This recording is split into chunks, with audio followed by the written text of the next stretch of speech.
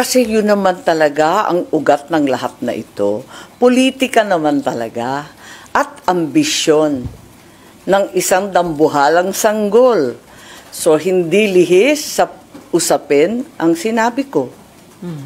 And you really felt the need na sabihin na yun kagabi sa plenary, ma'am?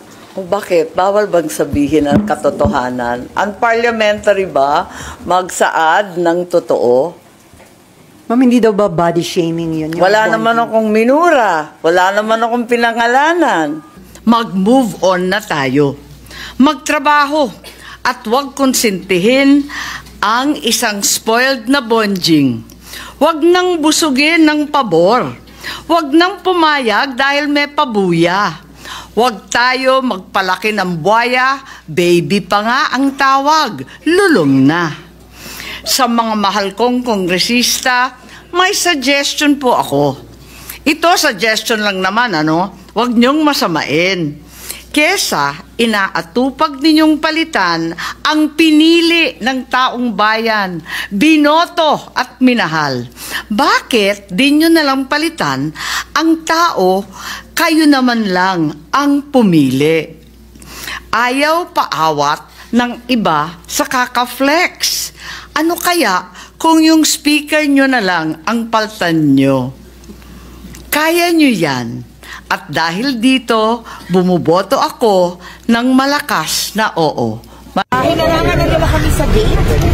So, nagalit po kami kanina sa loob. Wala silang kami nagalit sa loob. Binabantayan namin ang mga boto. At nagkita na si Senator Marcoleta na decision na kami mag-walk out. Tahimik ang mag-walk out namin. At paglabas namin, sinundan kami ng mga security hanggang sa CR, hanggang sa hagdanan. At sabi nyo, hindi daw kami palalabasin. Dire-diretso kami naglakad. At sinabi namin, karapatan namin na umalis na. Dahil hindi na kami ay indignan doon sa nangyayari sa loob. Tahimik ang aming protesta. Pero sinaraduhan na nila ang exit gate at ang gate ngayon. Pero walang kumakausap sa akin. Basta ang malinaw daw, hindi daw kami palalabasin.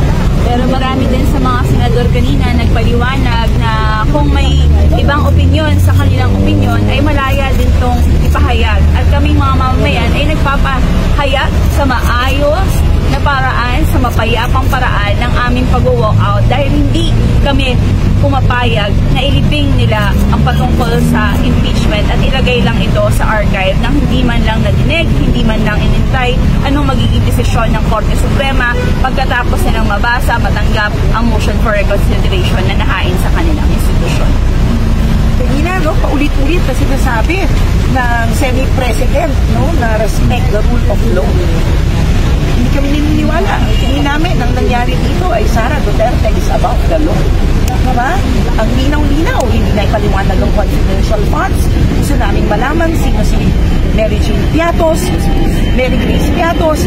Gusto namin malaman saan dinala ang mga buwis na pinaghirapan ng mga manggagawa at nawala sa confidential funds. Walang respect of law na nangyari dito. Hindi sana sa mga pinakabalito na nangyari dito sa Senado. Kami nag-walk out, nahimik, pero ngayon kami inaarang at sinasarado na natin. Walang kumakausap, pero dito lang kami tumibigil sa aming pagpapagasta. Nakakahiya. Nakakahiya itong pagmamadali ng Senado. They chose to surrender their independence and willfully abandon their constitutional mandate. Today, the Senate decided to become a Duterte Senate. Sa pagtalikod ng Senado sa kanyang tungkulin, nagsilbi itong taga-konsinti at taga-kubli ng mga krimen ng Vice Presidente. Ang pandarambong ng 612 million pesos ng confidential funds at ang lantarang pang-aabuso sa kapangyarihan. Their disgraceful decision is a betrayal of the Constitution, a betrayal of the will of the people. This may have delayed our hopes for accountability and justice, but it has not ended it. Sa dulo, hindi pa rin nakakalusot si VP Sara Duterte sa kanyang mga pananagutan. Patuloy na magbabantay at maniningil ang taong bayan. Tuloy ang laban. Kaaway ni Sara, ang hindi niya ipapagamit ang Senado laban sa mga kaaway ni Sara sa House, obviously referring to the Speaker of the House. Ang problema dito ay tila minamaliit na yung pagiging lehitimo ng issue, sinasantabi, binabaliwala, no, yung pagiging lehitimo ng issue ng confidential funds. No? Para sa kanila, hindi totoong issue to. Political lang yan, ginagamit nyo lang yan kasi makakalaban nyo sa 2028 itong si Vice President Sara Duterte. Pero hindi nga ba issue ang 612.5 million pesos na confidential funds at anong nangyari dito? Napakalaking issue nito, napakalaking halaga ng pondo, hindi sapat, no? Hindi tinatanggap ng mamamayang Pilipino na ibinigay kay Mary Grace Piatos at mga kasamahan niya ang pondong ito, at yun na lang yun, no? So totoong issue ang confidential funds. Kapansin-pansin na yung Senado mismo, kahit pa nung unang lumabas ang issue nito, na ito hanggang sa kasalukuyan, hindi naman talaga nila tinake up ito. Diba? In the same way na sineryoso ito ng House, lalong lumalim yung mga nalantad dito, hindi lang sa paggamit ng pondo, kundi pati yung pag-cover up dito, no? Yung pag-submit ng mga peking accomplishment reports sa COA. No? Magpa-file tayo ng motion for reconsideration. Today ay i-file na natin itong motion for reconsideration at bukas ay physically ipa-file ito sa Korte Suprema. At sa Agosto 12 ay patuloy natin yung mga pagkilos ng mamamayan para ipakita yung gantong kadaming tao na hindi tinatanggap na yung kaban ng bayan pwede lang pagnakawan at lahat ng mga puwersa ay okay lang magsabuatan para hindi makita na pupunta to dapat sa mga basic social services, edukasyon, kalusugan, at iba pa.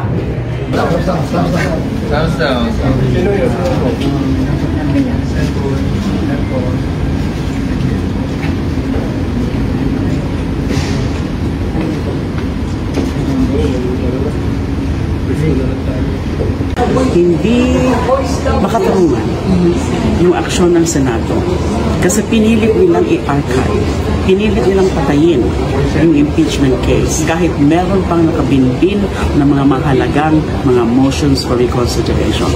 They raised these motions for reconsideration, raised very substantial, strong arguments. Inisa-isa yung mga mali, lalo na sa mga factual conclusions ng Supreme Court.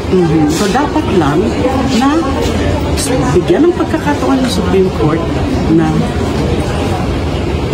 pag-aralan niyo na muli sa kanilang mga desisyon vis-a-vis the arguments and issues raised in the motions for reconsideration. Bakit, ang pinakatanong ko, bakit nagmamadali ang Senado? Thank you, ma'am. Klaro kung sino ang pinoprotektahan. Susundan natin yung naging reasoning nila na they are archiving it because they are respecting the decision of the Supreme Court. Siguro naman, pag nagkaroon ng reversal, they will be consistent in their respect sa decision ng Supreme Court and revive it. Ang nakakapagtaka lang, may pagkakaiba pala ang forthwith saka sa immediately executory. When the articles of impeachment was transmitted to the Senate, pumasok na kagad yung mandato ng Constitution sa Senado to try and decide forthwith. They wanted to see siguro yung word na immediately executory sa Constitution, but it is clear forthwith means immediately.